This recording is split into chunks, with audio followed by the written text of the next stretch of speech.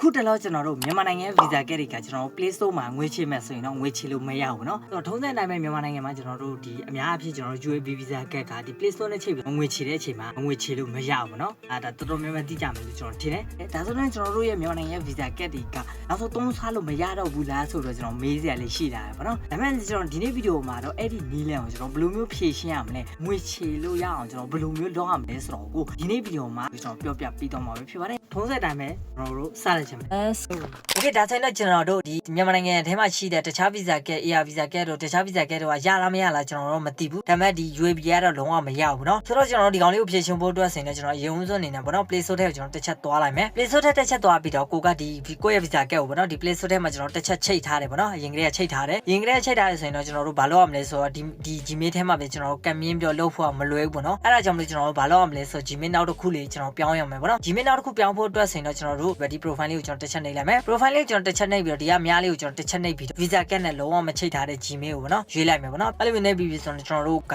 visa ကက်ချိတ်ရတော့မယ်ချိတ်ပြီးကျွန်တော်လောရတော့မှာဖြစ်တဲ့အတွက်ဒီ profile လေးကိုပဲကျွန်တော်တစ်ချက်ပြန်နှိပ်မယ်ပြီးရင်ကျွန်တော် payment and subscription ကိုကျွန်တော်တစ်ချက်နှိပ်လိုက်မယ်ပြီးရင်ကျွန်တော်တို့ဒီမှာ payment method လေးကိုကျွန်တော်တစ်ချက်နှိပ်လိုက်မယ်ပေါ့နော်ဆိုတော့ကျွန်တော် payment method ကိုကျွန်တော်တစ်ချက်နှိပ်ပြီးတော့ဒီမှာ add credit card ဆိုတာလေးရှိရပါတော့အကောင့်လေးကိုကျွန်တော်တစ်ချက်နှိပ်လိုက်မယ်ပြီးရင်ကျွန်တော်ဒီမှာ card number နဲ့ကျွန်တော်တို့ MMY1 security code ဆိုတာလေးရှိရပါတော့ကိုယ့်ရဲ့ card number လေးဒီ security number အဲ့ဒီကောင်လေးကိုကျွန်တော်အကုန်လုံးထည့်လိုက်မယ်ပေါ့နော်ပြီးရင်ကျွန်တော်တို့ဒီနေရာမှာ card holder နေရာမှာလည်းဒီ visa card ကိုကျွန်တော်ဖွင့်ထားခဲ့တဲ့ကျွန်တော်နာမည်လေးကိုကျွန်တော်တစ်ချက်ထည့်ပေးလိုက်မယ်ထည့်ပြီးဆိုရင်တော့အောက်က country and region နေရာမှာပေါ့နော်မြန်မာဆိုတာလေးရှိရပါတော့မြန်မာဆိုတာလေးရှိလို့ကျွန်တော်အောက်ကကျွန်တော်အကုန်လုံးထည့်ပြီးဆိုရင်တော့ man နဲ့ဆိုရင်တော့ save ကျွန်တော် card ကိုကျွန်တော်တစ်ချက်နှိပ်လိုက်မယ်ပေါ့နော်အဲ့လိုမြင်တဲ့အချိန်မှာ brother တို့ဒီမှာမြင်တဲ့အတိုင်းပဲလုံးဝ card ကောင်ချိန်လို့မရတော့ဘူးပေါ့နော်ဒီပြဿနာကိုဖြေရှင်းဖို့အတွက်ဆိုအရန်လွယ်တယ်ဒီမှာကျွန်တော် country and region နေရာမှာပေါ့နော်မြန်မာလေးဖြစ်နေမယ်ဆိုရင်တော့ဒီများလေးကိုကျွန်တော်တစ်ချက်နှိပ်ပြီးတော့ပေါ့နော် Thai ဆိုတဲ့ကောင်လေးကိုကျွန်တော်တစ်ချက်ပြောင်းလိုက်မယ်ပေါ့နော်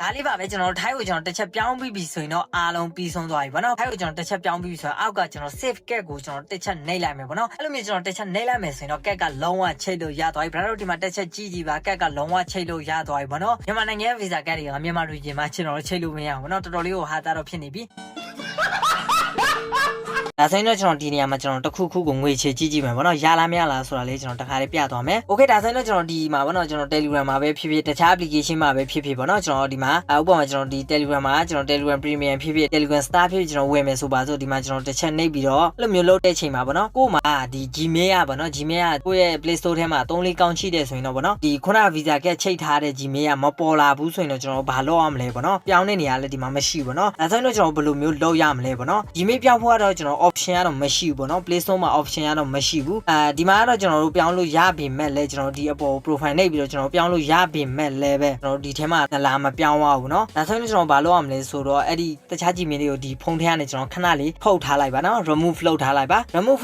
မလုပ်ခင်အရင်ဆုံးကိုယ့်ရဲ့ Gmail တွေကပေါ့เนาะကျွန်တော်တို့အရေးကြီးတယ်ဆိုရင်တော့ပေါ့เนาะဒီတခြားဖုန်းထဲမှာအရင်ဆုံး password တွေဘာတွေအကုန်သိတယ်အကုန်လုံးအဆင်ပြေတယ်ဆိုရင်တော့ကျွန်တော်တို့ဒီတခြားဖုန်းထဲမှာကျွန်တော် Gmail တွေကိုပြောင်းပြီးမှဒီဖုန်းထဲမှာကျွန်တော်ထွက်လိုက်ပါเนาะကိုယ့်ရဲ့ Gmail တွေကိုပေါ့เนาะဒီဖုန်းထဲကနေလောလုံးဝမထွက်လိုက်ပါနဲ့ပေါ့နော်တခြားကြီးဖုန်းထဲမှာကျွန်တော်ပြောင်းပြီးမှပဲကျွန်တော်တို့အဆင်ပြေပြီးဆိုမှပဲကျွန်တော်တို့ထုတ်လိုက်ပါနော်ဆိုတော့တခြားကြီးမင်းလေးကိုကျွန်တော်ထုတ်ဖို့အတွက်ဆိုရင်တော့ brother တို့ဒီမှာကျွန်တော်တို့ဒီ setting ထဲကိုကျွန်တော်တစ်ချက်သွားလိုက်မယ်ပြီးကျွန်တော် setting ထဲကိုကျွန်တော်တစ်ချက်သွားပြီးဆိုတော့ပေါ့နော်ကျွန်တော်ဒီနေရာမှာကျွန်တော် account and backup ဆိုတာလေးရှိရပါနော် account လေးကိုကျွန်တော်တစ်ချက်နှိပ်လိုက်မယ်ပြီးရင်ကျွန်တော်တို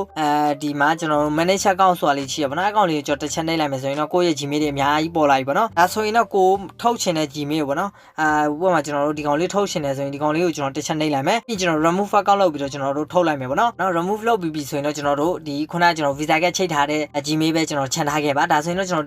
ဒီ Telegram မှာဝင်တဲ့အချိန်မှာလည်းအဲ့ဒီ Gmail ပဲပေါ်လိုက်မယ်ပေါ့နော်အဲ့လိုဆိုတော့ Gmail တစ်ခုပဲရှိတဲ့အတွက်ကြောင့်မလို့အဲ့ဒါပဲပေါ်မယ်ပေါ့နော်ဒါဆိုရင်တော့အဲ့လိုမျိုးလောက်တဲ့နေရာတော့ကျွန်တော်တို့ဝင်ချတဲ့နေရာတော့ကျွန်တော်ဒီလိုမျိုးပါပဲပေါ့နော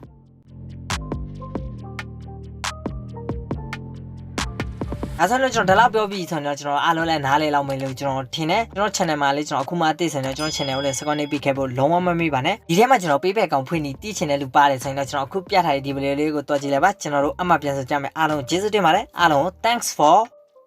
watching